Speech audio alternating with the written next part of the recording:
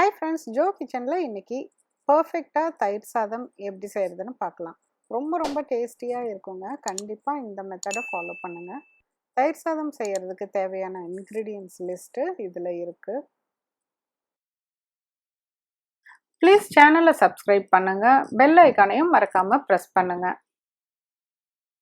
தயிர் சாதம் செய்கிறதுக்கு ஒரு 3 கப் அளவுக்கு குக் பண்ணின சமைச்ச சாதத்தை ஒரு பவுலில் தனியாக எடுத்துக்கோங்க. இது நல்லா சூடாக இருக்கிறப்பவே ஒரு மத்து வச்சு இந்த மாதிரி நல்லா மசிச்சு விட்டுருங்க. ஆறுச்சுன்னா இந்த அளவுக்கு மசியாது.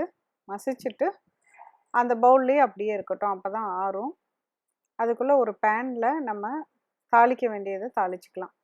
2 டீஸ்பூன் எண்ணெய் விட்டு காஞ்சதும் கடுகு கடலைப்பருப்பு போட்டு நல்லா பொரிய விடுங்க.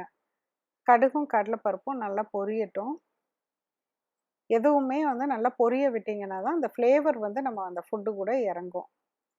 பொடியாக நறுக்கின பச்சை மிளகாய் 2, துருவன இஞ்சி, கொஞ்சம் கருவேப்பிலை, இது எல்லாத்தையும் அந்த எண்ணெயிலேயே நல்லா வதக்கி விடுங்க. இப்போ இந்த பச்சை மிளகாய், கருவேப்பிலை, இஞ்சி இது எல்லாமே எண்ணெய் கூட சேர்ந்து வதங்கி அந்த ஃப்ளேவர் நல்லா அந்த எண்ணெயோட மிக்ஸ் ஆகிருக்கும். இதை நம்ம இந்த சாதத்தில் இப்போ கலக்கணும். தாளிச்சை அதில் கொட்டிடுங்க.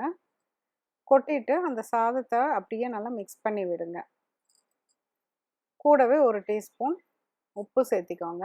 சேர்த்திட்டு ஃபஸ்ட்டு நல்லா மிக்ஸ் பண்ணி விட்டுருங்க. நீங்கள் சாப்பிட்ற டைமில் கூட தயிர் கலக்கிட்டு நம்ம சாப்பிட்டுக்கலாம். அப்படி இல்லைன்னா கொஞ்சம் முன்னாடியே கலக்கி வைக்கிறீங்க அப்படின்னா கொஞ்சம் பால் சேர்த்திட்டு தயிரும் சேர்த்திக்கங்க. 1/2 கப்பு பால் சேர்த்திக்கோங்க. சேர்த்தி நல்லா கலக்கி விட்டுட்டு அதுக்கப்புறமேலு 1 கப்பு நல்லா உறைஞ்ச தயிர்.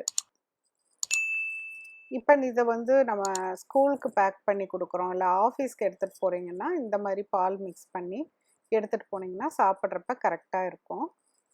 இல்லை நம்ம வீட்டில் அப்பயே செஞ்சு கொஞ்சம் நேரத்துலேயே நம்ம சாப்பிட போகிறோன்னா நீங்கள் வெறும் தயிர் மட்டும் சேர்த்திக்கலாம். நல்லா தயிர் போட்டு இப்படி மிக்ஸ் பண்ணிங்கன்னா தான் அந்த டேஸ்ட்டு சூப்பராக இருக்கும். கொஞ்சம் கொத்தமல்லி தலையும் நல்லா பொடியாக நறுக்கி இதோடு சேர்த்து கலக்கி விட்டுருங்க. அவ்வளோ சூப்பராக இருக்கும். ஊறுகாய் மட்டும் வச்சு இதை நீங்கள் சாப்பிட்டு பாருங்கள், உங்களுக்கு ரொம்ப பிடிக்கும். மீண்டும் ஒரு புதிய ரெசிபியோடு சீக்கிரம் உங்களை மீட் பண்ணுறேன். தேங்க்யூ.